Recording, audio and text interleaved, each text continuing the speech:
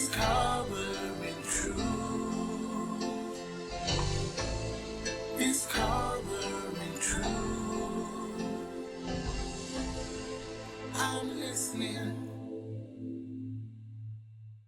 Hello, viewers, and welcome again to Discovering Truth. And I am Pastor FORBES from the Gateway Abiding Word Ministries here in the Gambia. We are now in part 3 of our 4-part series entitled Envisioning, living the life where you are envisioned by God and you do what you were supposed to do on this earth as God has given you mercy to be alive. So we are now in part 3. We had said that normally you can have a desire and a drive for something you want to do, someone you want to become, something you want to achieve. But I was quick to tell you that from my experience and from millions of others' experience, it's not just what you accomplish by yourself. There is always the assistance of others, and primarily, and for a more lasting, meaningful, significant, and legacy-bound life, you need God because He gave us life. So He knows what I am about. He knows the abilities, the skills, the temperament, and everything He put in me. That is why even my fingerprints are unique to me. And so we said, you must make that connection with God Almighty because it's possible. That connection was brought to us through the Messiah Christ. And we had last week a classic example of somebody who thought he could do it by himself. He became radical. He became a super activist, very enthusiastic, very driven to a fault, fanatical, and thought that he was even going to persecute the people who were following the way of Christ. And he ended up, by an encounter, becoming one of those people following the God way, the Christ way, and ended up being used by God to write almost 2/3 of the New Testament books in the Bible. There are 27, and he wrote by authorship 13. 13 times 2 is 26, and there are 27 books. And the encounter that transitioned his life was an envisioning by God. He saw a light that shone so bright on him that he fell off his horse, and he had a voice calling him in his native tongue, Saul, Saul, why are you persecuting me? And he gave this testimony himself before a king called King Agrippa, that's the Herodic dynasty, and another governor called Festus. And he said, when I heard this voice, I answered, who are you, Lord? So as active and daredevil as he was, he could recognize that what hit him was greater than everything he knew. And he said, who are you, Lord? We have another encounter in the Bible of a young boy who lived with, if you like, his pastor called Eli. And when he had this voice calling him Samuel, Samuel, it was his pastor, his leader, his mentor, his coach that told him, the next time you hear this voice, this is what you should say. Speak, Lord. The same word, Lord, that Saul used in the encounter with the light is the same word this young boy was using. And he was coached to say, speak, Lord, for your servant is listening. When this man, Saul, was hit by this light, it dazzled him. He fell off the horse, and the voice said to him, Saul, Saul, why are you persecuting me? And he answered, who are you, Lord? The voice responded, I am Jesus, the Messiah, the Al-Masih, who you are persecuting. And then Saul asked him, what will you have me do? What is my purpose in life? What is my mission? Envision me, empower me with understanding, enlighten me. So instead of going around arresting people and just causing trouble, my life would count for more dignified, significant, meaningful living. And of course, leave a legacy. And that point was the transition and transformation point for Saul. He later became known as Paul. As I said, almost 2/3 of the New Testament of the Bible, he wrote them. Now, would he have done that by himself? No. Would he have done that by going to arrest the followers of Jesus, the disciples of Christ, and killing them? No. Because as we have all learned, you can be devoted, you can be sincere, but you can be sincerely wrong. You can have the fire and the fervor and the vibrancy and everything else, but it's just that it is wrong. So all of us have to come to that point. Each of us has to come to that point where we ask this question, God, what will you have me to do? As I always say, and I hope that doesn't refer to you, there are quite a number of people on earth who are successful failures, successful unhappy people, successful dissatisfied people, successful even unfulfilled. How does that happen? Simple example. Daddy was a painter, grandpa was a painter, so you got to do painting in university. Mommy was health and safety fitness. That is what our family does. You have to do that. And sometimes it's good because sometimes there's generational wealth that is created. But let it be out of an encounter, out of a choice, that I know that I am not doing something to please my father or my mother. I'm doing what God called me to do because I was envisioned. The light came up. I was enlightened. Now, in this third part, what we are discussing is that when you have been enlightened, the next step, of course, is implementation. Now, the implementation may not become automatic, but there are steps into this implementation, and some of those we're going to look at. Because if you don't implement what you know, how do we know you know it? In the Bible, there's a book towards the end of the Bible called James, the book of James. And it says, your faith without your works are dead. How else do I know you have faith if I don't see corresponding actions? If I don't see something, you say you believe this thing, but you are not doing it. You say you are going to be the best 100-meter sprinter in Gambia, but you are a couch potato. You're sitting down all the time doing the wrong thing. You say you want to break even in business, but you sit down, you do nothing. So your faith must be showed by your works, and works is implementation. In other words, there's practice, there's practical steps that you must take, and sometimes with a sense of urgency, especially if, quote unquote, time is not on your side. You are envisioned in your 70s. Now, your 70s are not your 20s. You are envisioned in your mid-50s. That's great, but it's not your 20s. So the time that you'll have to get many things done is shorter than the time you would have had if you're in your 20s, your late 20s, your early 30s. So there must be a sense of urgency in what you're doing because you've discovered this thing. This is what my life is all about. Then let me get into it and do it.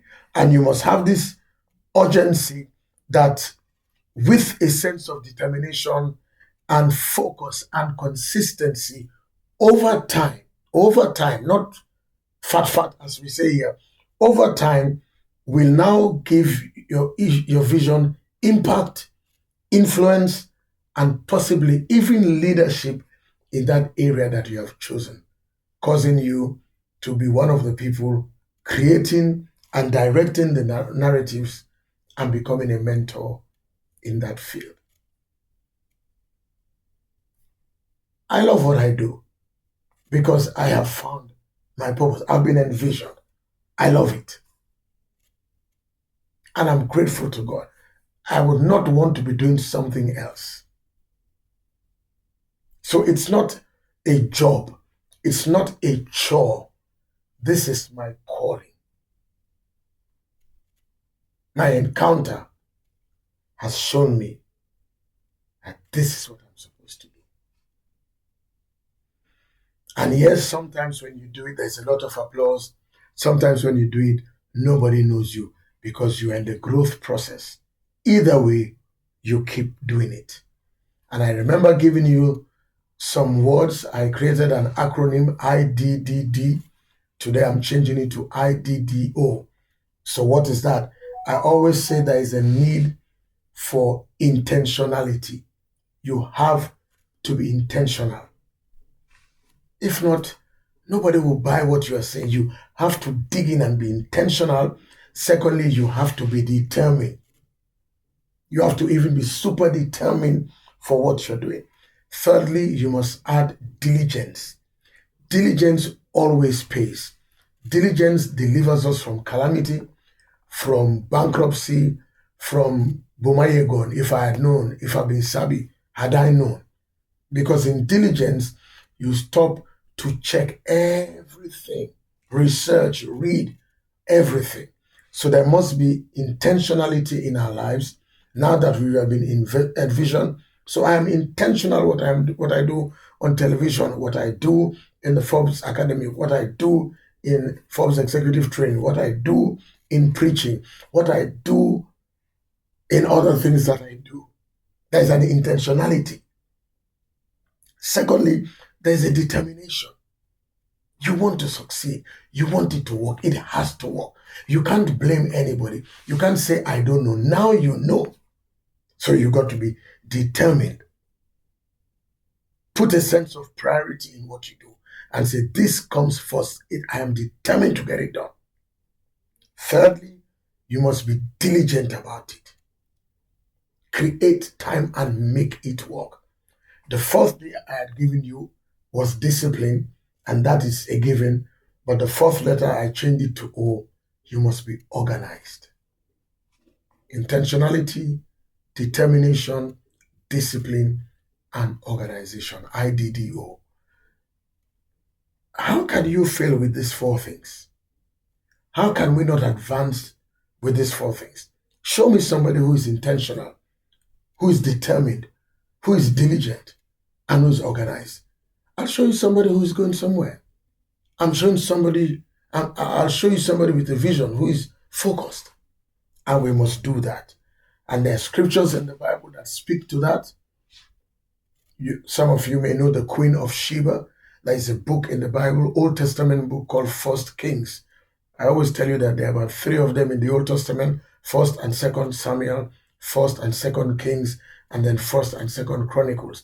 In the New Testament, there is a couple of them. So in 1st Kings in the Old Testament, in the 10th chapter, the Queen of Sheba, an African queen, had been hearing about Solomon's wealth and everything about him and his wisdom, and she decided, I really have to go and check on this man myself. And so she loaded up things to go and visit as a queen. So from a queen to a king, I am bringing you royal stuff. And if you read 1st Kings or 1 Kings, chapter 10, the first 10 verses, you'll see that when she went, it says when she saw the organization, the orderliness, even the dressing of his servants, the way food was served, the way they were going up and down the staircase, it says it took away her breath. Some versions of the Bible say there was no spirit in her. She was like dead. Because it was, wow, can somebody be this efficient? Can somebody be this organized? Can somebody be this excellent? Can things be so orderly? Is this possible? And it's not AI, it's not human robotic things. These are people who have been trained, who have bought into the spirit of excellence and the vision, and they do it not for people to see it when somebody is coming there. We paint the house, or like sometimes happens in African nations, the president is going to visit the general hospital. Suddenly all the bed sheets are clean, all the pillows are clean, and all the patients are even smiling like they're not ill, because they're going to be interviewed and everybody's going to say all is well, just for the president to turn his back and they go back. No, no, no, no. It wasn't a make-believe or men-pleasing, man-pleasing. This was their ethos. This was who they are. This is what they do. And that is how our lives must be. With intentionality, with diligence, with determination, with organizations. There's a book called Proverbs, after the Psalms in the middle of the Bible. Psalms, Proverbs. Proverbs says that if you can see or find somebody who is diligent in what he or she does, rest assured that person will stand before mighty people, kings, queens, presidents, significant people, and the person will never stand before mere men. Why? Because diligence will attract great people to you. Because with diligence, people know that you have dotted the I's, you have crossed the T's, you have researched, you have studied, you have gone online, you have done critical thinking, you've asked, you've analyzed, you've questioned, and then you have concluded. You've checked the pros and the cons. You've done your due diligence. So in Proverbs chapter 22 and verse 29, it says, have you seen somebody who is diligent in his business? He will stand before kings. He will not stand before ordinary people. And in Proverbs chapter 12, verse 24, these are scriptures you have to know. And hello, I keep saying, get a Bible, buy one or download one. So you get wisdom. You understand principles of life. So in this same Proverbs in chapter 12 and verse 24, the verse there says that the hand of the diligent will always bear rule. The hand of the diligent will have authority. The hand of the diligent will lead.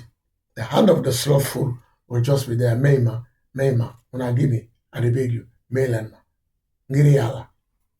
But the hand of the diligent will rule. And this is a principle of right. If you look at the same Proverbs in the 24th chapter, from verse 30 to 34, a story is told, and it goes like this. I went to the house of the slothful, the lazy man, and it says thorns and thistles and briars and jackals, foxes, hyenas were all over the place. They are taking over his house. Because he said, I went to the house of the lazy man, the lazy woman, the sluggard, the slothful person. He said, I looked at it and I shook my head, then I took counsel. I advised myself. And then he said, a little sleep, a little slumber, a little folding of the arms, suddenly poverty will come upon you. Jackals will come. Things will envelope you. Not that you did not have them, but you trivialized them. You downplayed them, and you shortchanged yourself. Ladies and gentlemen, if you make the decision to be envisioned and ask God, Lord, what will you have me do in life? Why am I here? I may have 4 degrees, I may have no degrees. I may be married, I may not be married. I am in school, I am in between jobs. I am an intern, I'm an apprentice, etc., etc. I am in school. What will you have me do? What's my life's purpose all about? And then he tells you. And then you zero in with intentionality, determination, diligence, organization. You find that practical application starts leading you into great places. So let me give you 9 important points, and if I don't finish today, I will continue next week as we end. Now, tying all these things together, number one, know your vision well, because this gives you positioning. Know your vision well. Know your purpose well. So you have been envisioned, and now you know that my life is about selling air conditioners globally. So know about air conditioners, know how they operate, know the principle, know the types, know everything from split systems to window systems to standing ACs to centralized ceiling systems. Just know everything in cars, in boats, in ships, in tents that are used for wedding receptions. Understand it very well. Know the vision, because it will give you positioning. Because the truth is that in the sphere of air conditioning, as I just tried to enumerate, maybe yours is for marine equipment. Maybe yours is for scientific equipment, for the cooling and cold storing of scientific equipment in labs globally. Know it well. Know the science. Know the physics. Know the chemistry. Know the art. Know the technology. Certainly, you have to know about climates and climate change. You have to know about heat and cold. You have to know about temperature, and you have to know about mercury. You have to know about the exchange of hot air and cold air. You have to know about filters. You have to know about thermometers and thermostats. You have to know about all these things. Preset, you have to know. So know the vision very well, because it gives you proper positioning. Number two, start doing.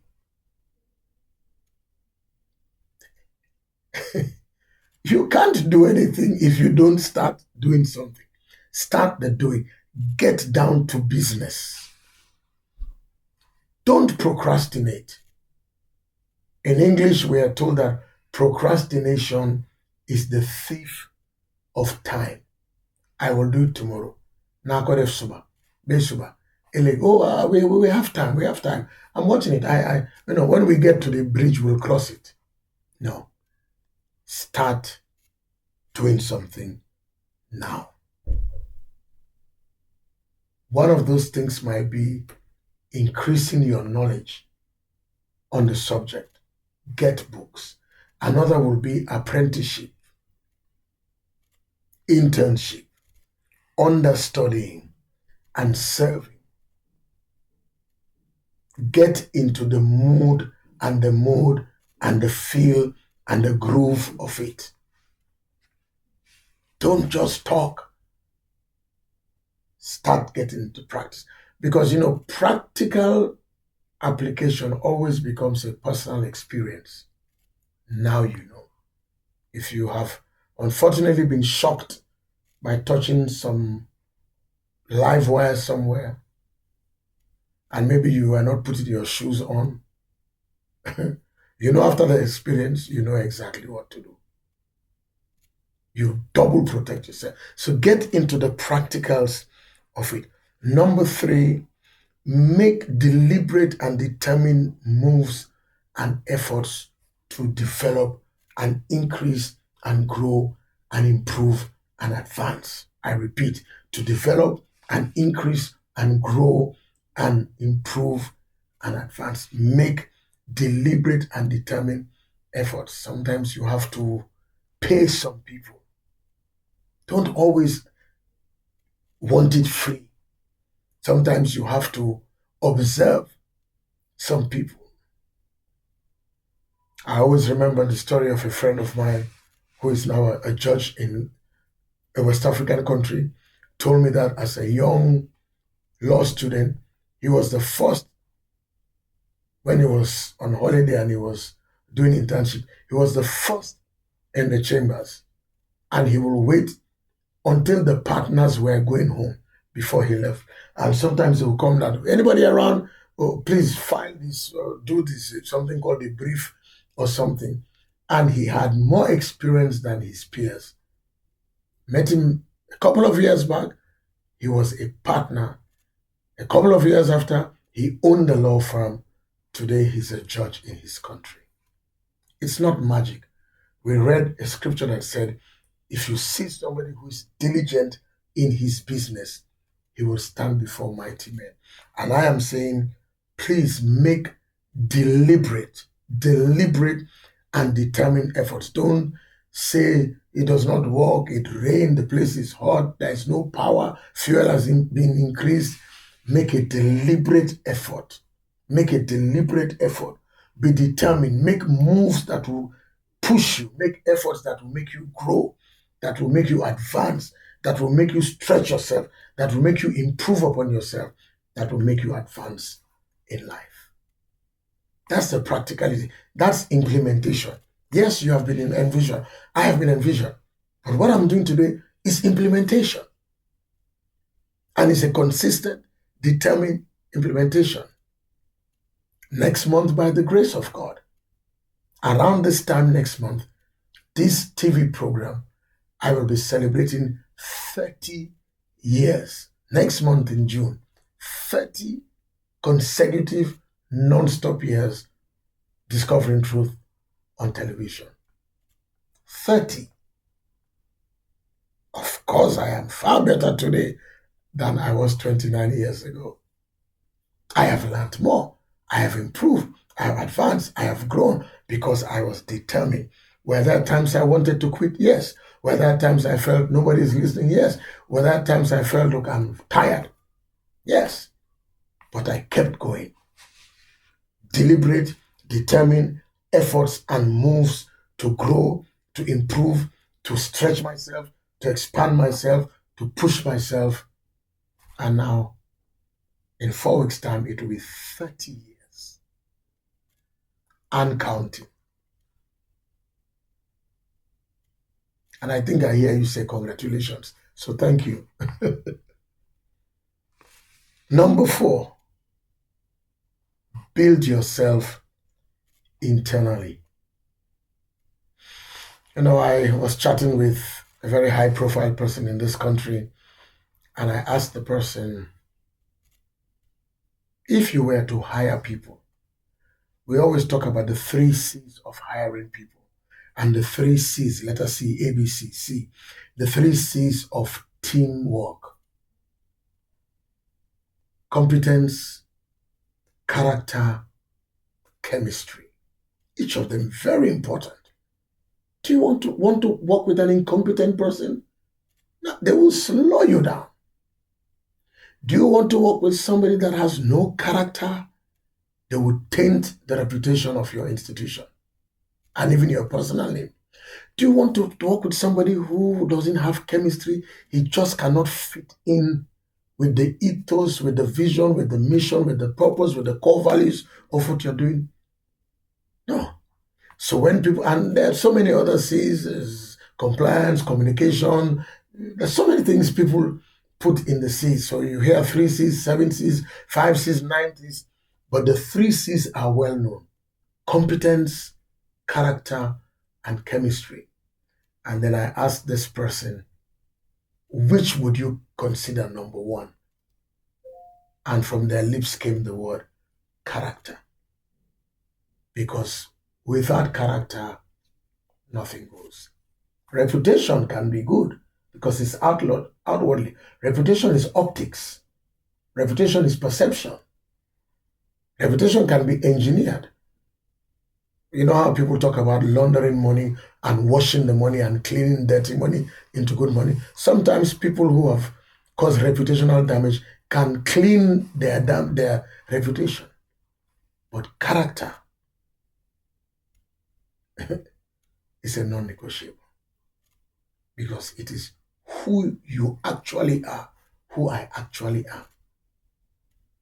And much as competence is great, chemistry is great, character. So build yourself, build your character, build your integrity, build your own humility and build your sense of honor. I repeat, build your character, build your integrity, build your humility, and build your sense of honor. And I have 5 more to go, so I'll stop here because of time, and we will end next week by the grace of God. But let me just say briefly, I told you, know your vision very well, because that gives you proper positioning. Not just positioning, but proper positioning. Number 2, get down to business. Start doing something. Don't procrastinate. It's the thief of time. No, and then increase your knowledge as you're doing that. Serve, understudy, be an apprentice, be an intern. Do something. Number 3, make a deliberate and determined move and effort to grow, to improve, to develop, to expand, and to advance. And number 4, I said build yourself internally. Because if it's not internal, it will crack. Anything will crack you. Fame will destroy you. Money will destroy you. Relationships, men, women will destroy you. Money will destroy. So build the character, build the integrity, build the humility, and build your sense of honor. And you're on your way. And I have 5 more. And by the grace of God, we shall finish with them next week, Tuesday, and put this series ENVISIONING to rest. Until I come your way next week, by the special grace of God, this is Pastor Forbes saying, please let's work on this together so we can pick ourselves up and pick our nation up and bequeath a prosperous country to our people and our children under God and leave a beautiful legacy. God bless and keep us all.